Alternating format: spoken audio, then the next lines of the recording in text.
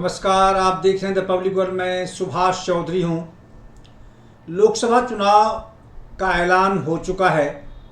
आप सभी को इस बात की पूरी जानकारी है क्योंकि पूरा देश चुनाव की गति में शामिल हो चुका है। हम सभी मतदाता एक जागरूक मतदाता के रूप में देश की चिंता सुबह शाम करने लगे हैं और यह सोचने लगे हैं कि किनको मत देना है और किनका विरोध करना है। ऐसे में लोकसभा चुनाव प्रचार के प्रथम फेज यानी 102 सीटों पर हुए मतदान के बाद देश में सभी विपक्षी दलों और सत्ता पक्ष भारतीय जनता पार्टी ने भी अपने चुनाव प्रचार को तेज कर दिया है। प्रधानमंत्री नरेंद्र मोदी प्रथम फेज के चुनाव यानी मतदान के बाद अपने भाषण को धारदार कर रहे हैं। उन्होंने अपने चुनाव प्रचार को गति देने की दिशा से विपक्ष के नेता राहुल गांधी पर हमला भी तीव्र कर दिया है।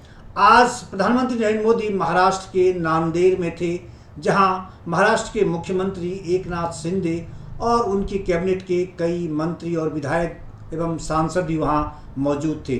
प्रधानमंत्री नरेंद्र मोदी ने आज अपने भाषण का केंद्र बिंदु राहुल गांधी को बनाए रखा और उन्होंने अपने अंदाज में राहुल गांधी को शहजादा की संज्ञा देते हुए कहा कि कांग्रेस पार्टी आज इस स्थिति में पहुंच चुकी है जो जिस क्षेत्र में वह परिवार रहता है वो कांग्रेस में वोट नहीं डाल सकते क्योंकि वहां से कांग्रेस का प्रत्याशी चुनाव नहीं लड़ रहा है। जाहिर है उनका इशारा नई दिल्ली संसदीय क्षेत्र की ओर था, जहां गांधी परिवार यानी सोनिया गांधी, राहुल गांधी और प्रियंका गांधी रहते हैं। राजनेता के रूप में, सांसद के रूप में उनका सरकारी निवास है। लेकिन नई दिल्ली क्षेत्र ऐसा बताया जाता है कि आम आदमी पार्टी के गठबंधन के साथ यह सीट आम आदमी पार्टी के प्रत्याशी के लिए सुरक्षित आरक्षित कर दिया गया है।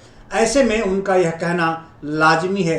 उन्होंने दूसरा हमला यह कहकर कहा कि राहुल गांधी जिस तरह से अमेठी से भागे अब वायनाड से भी भाग जाएंगे। उन्होंने कहा कि शहजादा अब किसी और सुरक्षित सीट की ओर जाएगा। आइए आपको सुनवाता हूं प्रधानमंत्री ने किन शब्दों में, किस लहजे में आज राहुल गांधी पर निशाना साधा और उन्होंने जिस प्रकार की आशंका जताई राहुल गांधी की राजनीति को लेकर या फिर कांग्रेस की राजनीति को लेकर। सुनिए क्या कहा उन्होंने।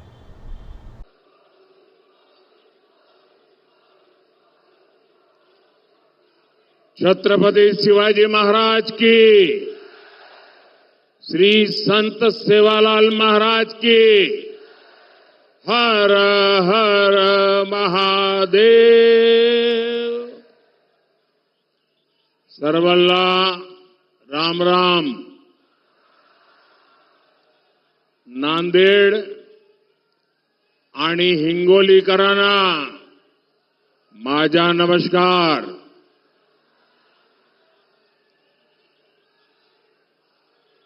26 एप्रिलची तयारी झाली ना? खरेच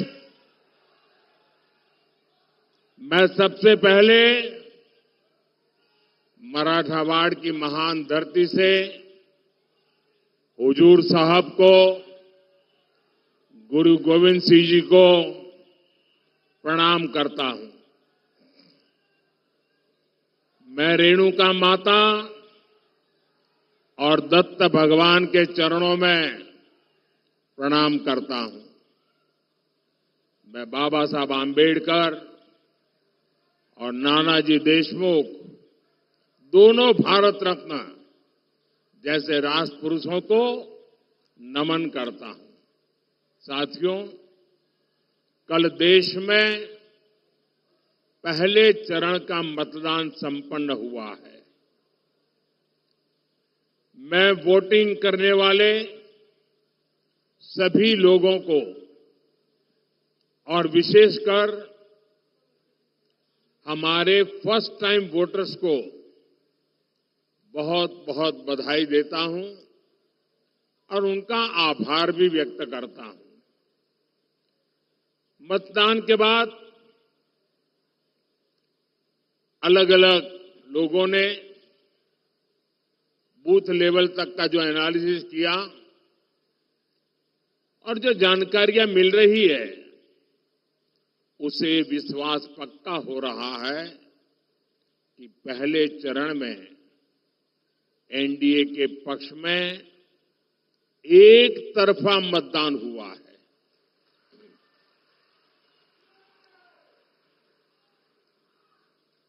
लेकिन मैं देशवासियों से आग्रह करूंगा, एनडीए की जीत आप पक्की कर रहे हैं, मैं सर झुकाकर आपका आभार व्यक्त करता हूं। लेकिन जो लोग मतदान नहीं कर रहे पहले चरण में, लोकतंत्र की ये सबसे बड़ी ताकत होता है। आप किसी को भी वोट दें, लेकिन वोट जरूर दें। हमें वोट में कभी भी उदासीनता नहीं करनी चाहिए। और ये बात सही है, गर्मी बहुत है,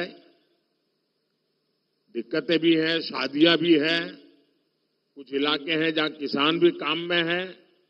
फिर भी जब हम देश के जवान की तरफ देखते हैं, कोई भी मौसम हो, सीमा पर कितनी ठंड हो, बर्फ गिरती हो, कितना ही गर्मी हो, वो डटा रहता है। क्यों? देश के लिए। मैं मानता हूं मतदाताओं के मन में भी ये भाव होना चाहिए कि मैं मतदान किसी पर उपकार नहीं करता हूं, मैं मतदान करके मेरे देश का भविष्य पक्का करता हूं, मेरे देश के भविष्य को सुनिश्चित करने के लिए मतदान करता हूं। और इसलिए एनडीए के भव्य विजय की पहले चरण में साफ साफ आपका सहयोग के बावजूद भी लोकतंत्र के लिए मैं फिर आग्रह करूंगा कि भारी मतदान होना चाहिए। और मैं राजनीतिक क्षेत्र के सभी दल के कार्यकर्ताओं को कहूंगा, भले आपको लगता हो आज कि भाई अब चुनाव हारने वाले क्यों मेहनत करें, मैं उनको भी कहता हूं, लोकतंत्र के लिए मेहनत कीजिए। अरे आज नहीं तो कल, कल नहीं तो परसों, परसों नहीं तो नरसों, अरे कभी तो मौका आएगा। ऐसे निराश हो गए क्या बैठ गए हो?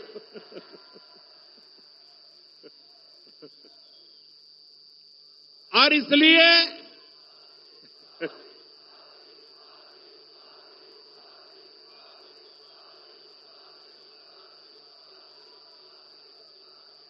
जिनकी हार सुनिश्चित है, उनके कार्यकर्ताओं को भी मैं हौसला बुलंद करते हुए कहना चाहता हूं कि आप मतदाताओं को जरूर मतदान करने के लिए प्रेरित कीजिए। क्योंकि दुनिया के लोगों को, दुनिया में वोटिंग परसेंटेज बहुत कम होता है, भारत में जब इतना सारा वोटिंग परसेंटेज होता है, उसका विश्व में प्रभाव होता है। भारत की लोकतंत्र की ताकत का एक मजबूत उदाहरण बनता है। दुनिया को भी भारत को समझने के लिए अधिकतम वोटिंग बहुत जरूरी होता है। और आने वाले 25 साल तो विश्व में भारत के महात्म्य के वर्ष है।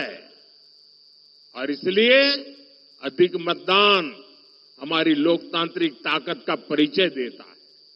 साथियों, वोटर भी देख रहे हैं कि कैसे इंडी अलायंस के लोग अपने स्वार्थ में, अपने भ्रष्टाचार को बचाने के लिए एक साथ आए हैं।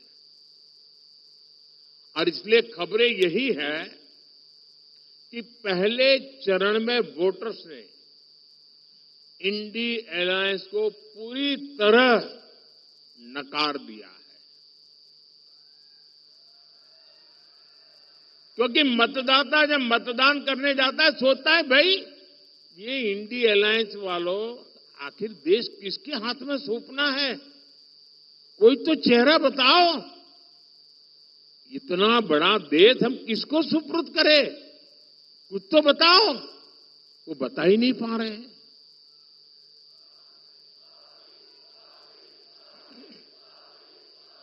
ये लोग दावे जो करें, लेकिन सच्चाई यही है कि चुनाव की घोषणा से पहले से ही कांग्रेस के नेता अपनी हार मान चुके हैं। और इसलिए कुछ नेता जो लगातार लोकसभा में जीत करके आते थे, इस बार आपने देखा है वो लोकसभा का चुनाव छोड़ करके राज्यसभा के रास्ते से अंदर जाके बैठ गए हैं। चुनाव लड़ने की हिम्मत नहीं रही है जी। जहां ये इंडी अलायंस के लोग अंदर अंदर एक दूसरे के खिलाफ चुनाव लड़ रहे हैं, अब वो किस प्रकार की बातें करते हैं जी? कोई कल्पना कर सकता है, चलो भाई एक आध दो में गड़बड़ हो जाए वो तो समझ सकते हैं।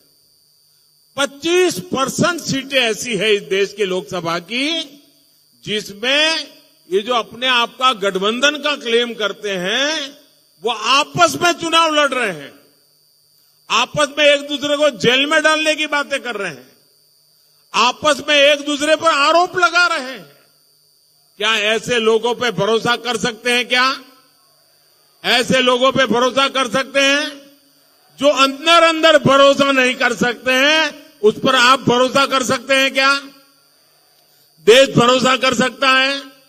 जो आज साथ होने के बाद भी 25% सीटों पर लड़ते हैं, तो अगर उनको थोड़ी सीटें पार्लियामेंट में मिल गई तो अंदर भी वो तूफान करेंगे, मिल गई तो अंदर भी वो तूफान करेंगे। और इसलिए इस चुनाव में इनको सबक सिखाना बहुत जरूरी है भाई। और देखिए कांग्रेस के जो शाहजादे हैं उन्हें भी वायनाड में संकट दिख रहा है। शाहजादे और उनकी टोली 26 अप्रैल को वायनाड में वोटिंग का इंतजार कर रही है। जैसे ही 26 को वायनाड में वोट वो तूफान करेंगे। और इसलिए इस चुनाव में इनको सबक सिखाना बहुत जरूरी है भाई। और देखिए कांग्रेस के जो शाहजादे हैं उन्हें भी वायनाड में संकट दिख रहा है। शाहजादे और उनकी टोली 26 अप्रैल को वायनाड में वोटिंग का इंतजार कर रही है। जैसे ही 26 को वायनाड में वोटिंग पूरा हो जाएगा, ये शाहजादे के लिए एक और सुरक्षित सीट घोषित कर देंगे और कहीं और से फिर से लड़ाना पड़ेगा उनको, क्योंकि उनके अलायंस के साथी भी एक दूसरे को गालियां दे रहे हैं। कल आपने उनके एक साथी केरल के मुख्यमंत्री ने जो शाहजादे को सुनाई है, मैं भी कभी ऐसी भाषा नहीं बोलता, वो ऐसी भाषा बोली है उन्होंने साथी को। ये हाल है उनका। अब जैसे इन्होंने अमेठी से भागना पड़ा, अमेठी छोड़ा, अब मान के चलिए वो वायनाड भी छोड़ेंगे।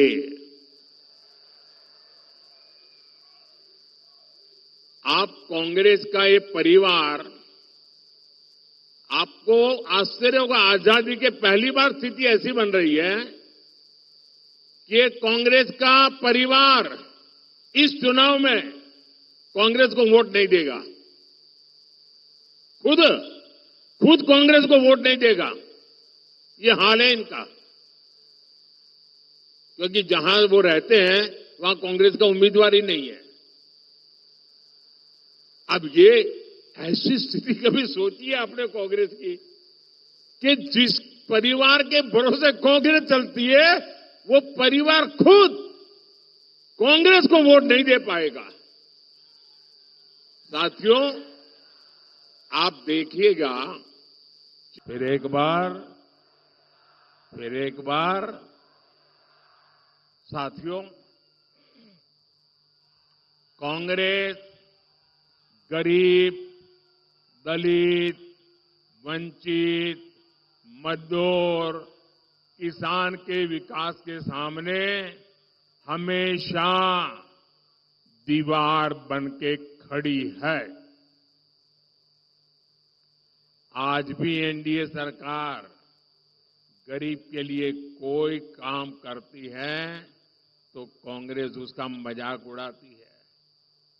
आजादी के 6 दशकों बाद पहली बार हमने करोड़ों गरीब महिलाओं को शौचालय देने का अभियान, लोग उसका मजाक उड़ाते थे। मैंने 50 करोड़ से ज्यादा गरीबों के पहली बार बैंक खाते खुलवाए, तब ये लोग कहते थे कि गरीब बैंक खाते को क्या करेगा। हम देश में डिजिटल इंडिया और यूपीआई जैसी टेक्नोलॉजी लेकर आए, तब कांग्रेस सरकार के एक बड़े मंत्री रहे हुए व्यक्ति कहते थे कि डिजिटल लेन देन अनपढ़ गरीबों के बस की बात नहीं है। जिस कांग्रेस पार्टी की सोच ही ऐसी हो, जिसको देश की जनता पर भरोसा ही ना हो, उससे आप देश के विकास की उम्मीद कभी कर सकते हैं क्या? उन पर भरोसा कर सकते हैं क्या? ये लोग महाराष्ट्र और मराठवाड़ा की समस्याओं का कभी भी समाधान कर सकते हैं क्या? आपकी समस्याओं का समाधान कर सकते हैं क्या? साथियों, कांग्रेस ने दशकों तक महाराष्ट्र और खासकर विदर्भ और मराठवाड़ के विकास का दम घोंटने वाला का काम किया है। इस क्षेत्र में सूखे की स्थिति, पानी का संकट एक दिन में पैदा नहीं हुआ है। कांग्रेस के रवैये के कारण यहां किसान गरीब होते गए, जहां उद्योगों से जुड़ी संभावनाएं सूखती चली गई, मराठवाड़ के लाखों युवाओं को पलायन करना पड़ा। आपको इस स्थिति से निकालने के लिए एनडीए सरकार प्रतिबद्ध है। यहां एकनाथ शिंदे जी, देवेंद्र फडणवीस जी और अजीत पवार जी मिलकर किसानों के हित में काम कर रहे हैं। और अब तो इस क्षेत्र में और खुशी की बात है, अशोक जी भी हमारे साथ आ गए हैं। और मुझे याद है, मैं जब राजनीति में भी नहीं था और कभी मुझे लगता भी नहीं था मैं राजनीति में जाऊंगा, उस समय पुट्टपट्टी में साईं बाबा ने मुझे उनके पिताजी से परिचय करवाया। साईं बाबा का मुझ पर बहुत प्रेम रहता था और मैं उनके पिताजी के साथ लंबे वहां समय था तो काफी देर बैठा। इतने उच्च पदों पर रहने के बावजूद भी राजनीतिक जीवन में इतना लंबा सफल कैरियर रहने के बाद मैंने उनकी जो नम्रता, मैं तो बहुत छोटी आयु का था, सामान्य, मेरे राजनीति से कोई लेना देना नहीं था, लेकिन जिस प्रकार से प्यार से उनसे बातें करने का सौभाग्य मुझे मिला, वो मैं कभी भी भूल नहीं सकता हूं। मैं हमेशा उनके व्यवहार में से आज भी कुछ न कुछ सीखने की कोशिश करता हूं और उनका पूरा परिवार आज हमारे साथ है। हम नांदेड़ के 80% से ज्यादा घरों में नल से जल आने लगा है। सिंचाई की समस्या के समाधान के लिए अपर पैन गंगा प्रोजेक्ट पर काम चल रहा है। यहां के किसानों को इसका बड़ा लाभ मिलेगा। हमारी सरकार ने फसल बीमा योजना के तहत किसानों को प्रीमियम से 5 गुना ज्यादा क्लेम दिलवाया है। किसान सम्मान निधि के तहत अकेले नांदेड़ के किसानों को ही 1300 करोड़ रुपए से ज्यादा मिले हैं।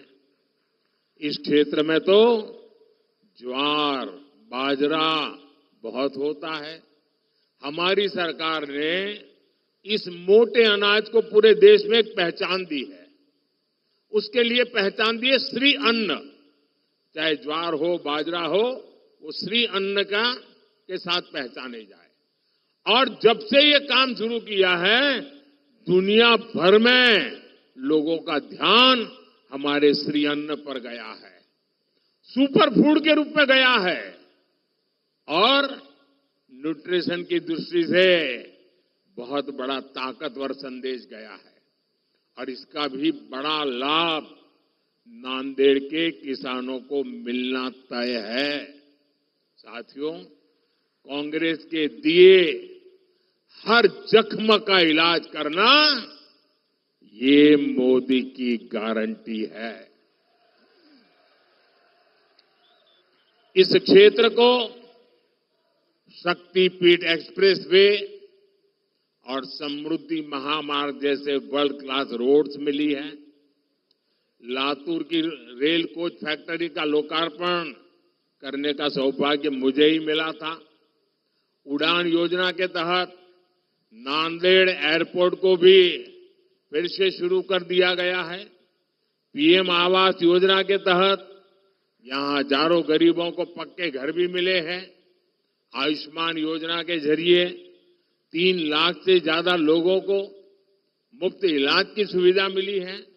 लेकिन इन 10 वर्षों में जो काम हुआ है वो तो अभी ट्रेलर है।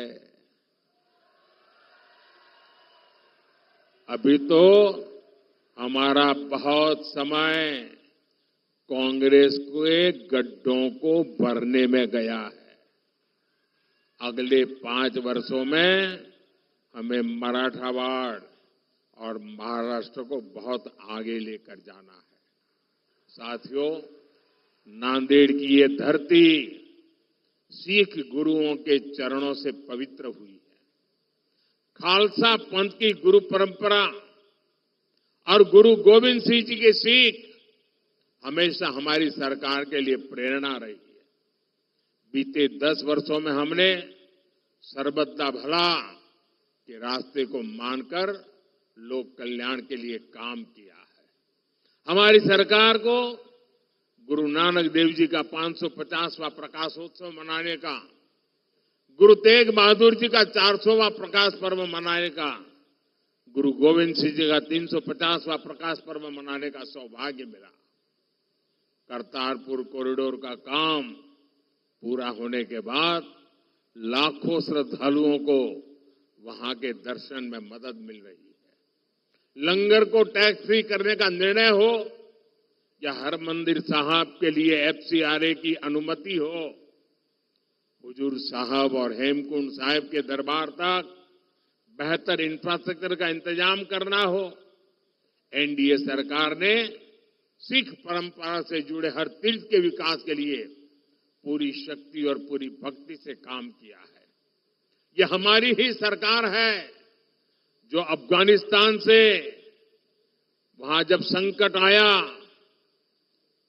निर्दोष लोगों की हत्याएं होने लगी, हमारे धर्म स्थानों पर हमले होने लगे, तब अफगानिस्तान से गुरु ग्रंथ साहब के पवित्र स्वरूप को पूरी सुरक्षा और मान मर्यादा के साथ हम अफगानिस्तान से भारत ले आए। ये हमारी ही सरकार है जो बंटवारे के पीड़ितों के लिए सीएए लेकर आई। सीएए ना होता तो हमारे सिख भाई बहनों का क्या हुआ होता, जो अफगानिस्तान से आए हैं उनका क्या गुनाह है।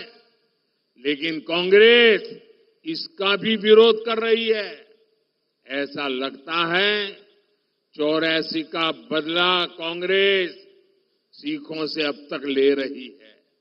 साथियों, हमारी सरकार जो कहती है वो करके दिखाती है।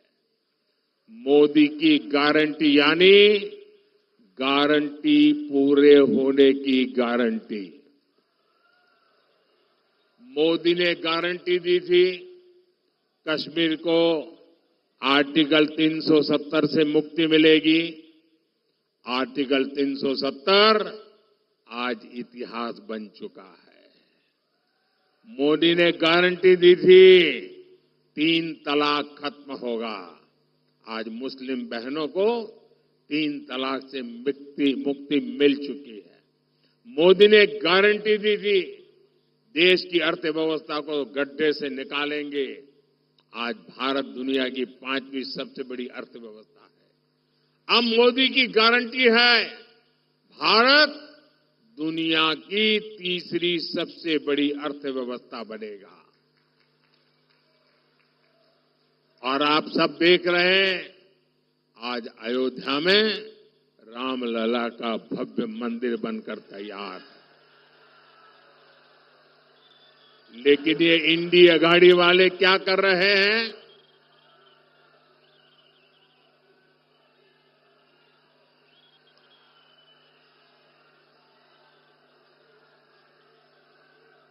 लेकिन ये इंडी अघाड़ी वाले क्या कर रहे हैं? ये लोग सनातन को गाली दे रहे हैं। ये लोग राम मंदिर प्राण प्रतिष्ठा का बहिष्कार करने को सही ठहरा रहे हैं। ये लोग राम मंदिर में पूजा अर्चना को पाखंड बताकर हमारी आस्था का अपमान कर रहे हैं। क्या ये माफ करने योग्य है क्या? ऐसे लोगों को माफ किया जा सकता है क्या? साथियों, मराठवाड़ केवल एक इलाका नहीं, ये हमारे भारत का सुरक्षा कवच है। मुगल आए, अंग्रेज आए, लेकिन मराठा शौर्य ने ये सिद्ध किया कि भारत हमेशा रहने वाला है। आज एक बार फिर विकसित महाराष्ट्र और विकसित मराठा भारत के लिए, विकसित मराठावाड़ के लिए हमें सबसे आगे खड़ा होना दिखता है। आने वाली 26 अप्रैल को आपको मराठावाड़ा के विकास के लिए और हिंगोली लोकसभा से बाबूराव कोहलीकर, इनको रिकॉर्ड वोटों से जिताकर मुझे मजबूती करनी है। ये दोनों उम्मीदवार आपके सांसद बनकर संसद में मोदी को ताकत देंगे। और इसके लिए आपको कुछ काम करना है, करेंगे। आपको कुछ काम करना है, करेंगे। एक, आपके बूथ में मतदान के पुराने सारे रिकॉर्ड टूटने चाहिए। ज्यादा से ज्यादा मतदान करना है, करेंगे। बूथ में ज्यादा से ज्यादा मतदान पक्का करेंगे। दूसरा, हमें पोलिंग बूथ जीतना है। पोलिंग बूथ जीतेंगे, पोलिंग बूथ जीतेंगे, हर पोलिंग बूथ जीतेंगे। सभी मतदाताओं से मेरा आग्रह है, हर पोलिंग बूथ जीतना है। अच्छा, मेरा एक और काम करना है, करेंगे? करेंगे। देखिए, महाराष्ट्र के घर घर जाना और हर परिवार में जाकर के मोदी का प्रणाम पहुंचाना। मेरे प्रणाम पहुंचाएंगे, हर घर में पहुंचाएंगे। बोलिए भारत माता की, भारत माता की, भारत माता की। बहुत बहुत धन्यवाद।